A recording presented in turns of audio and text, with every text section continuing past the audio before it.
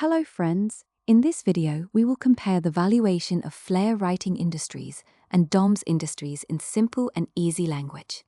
This will help you understand why one stock trades much cheaper than the other. As of mid-August 2026, Flair is trading around 250 rupees with a market capitalization of about 2,650 crore rupees. DOMS is trading around 2,250 rupees with a much larger market capitalization of about 13,600 crore rupees, so DOMS is roughly 5 times bigger in size. Looking at valuation multiples, Flair has a trailing price-to-earnings ratio of about 19 times. DOMS is at 62 to 63 times. Forward price-to-earnings is around 17 times for Flair and 50 to 55 times for DOMS. Price to book is 2.3 times for Flair versus 10 to 11 times for DOMS. Enterprise value to EBITDA is also much lower for Flair at 10 to 11 times compared to 30 to 35 times for DOMS. According to the latest PL Capital report, Flair is valued at 19 times financial year 27 earnings and 14 times financial year 28 earnings.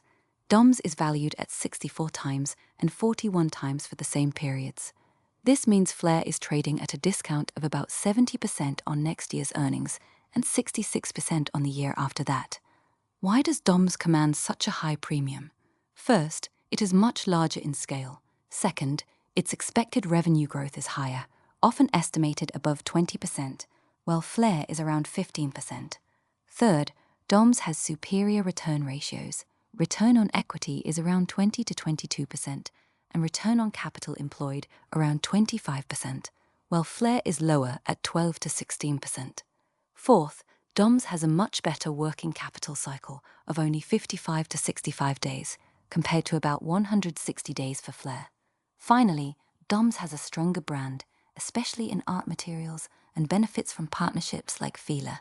Flair is cheaper mainly because it is smaller in size, has lower growth expectations priced in, higher working capital intensity, and is still building scale in its new segments like creative products and steel bottles. Near-term margin pressure from raw material inflation is also more visible in Flair.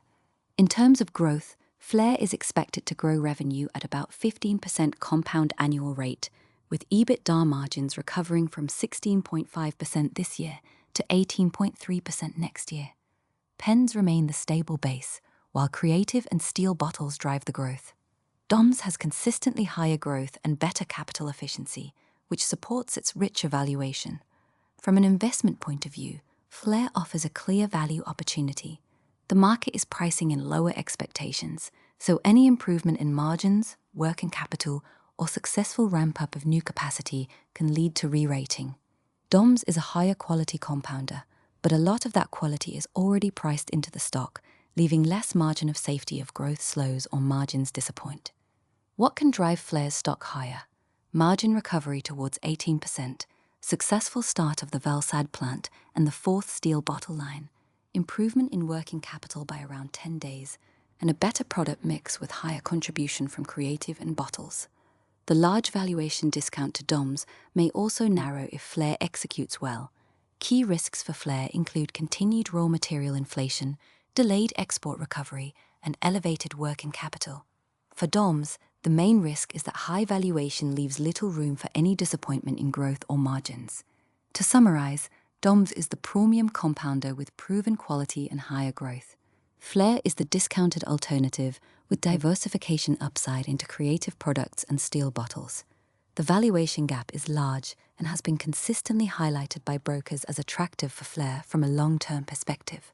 In simple words, if you want quality and are willing to pay a premium, look at DOMS. If you want value and potential re-rating with some execution risk, Flair looks more interesting at current levels. Thank you for watching this comparison.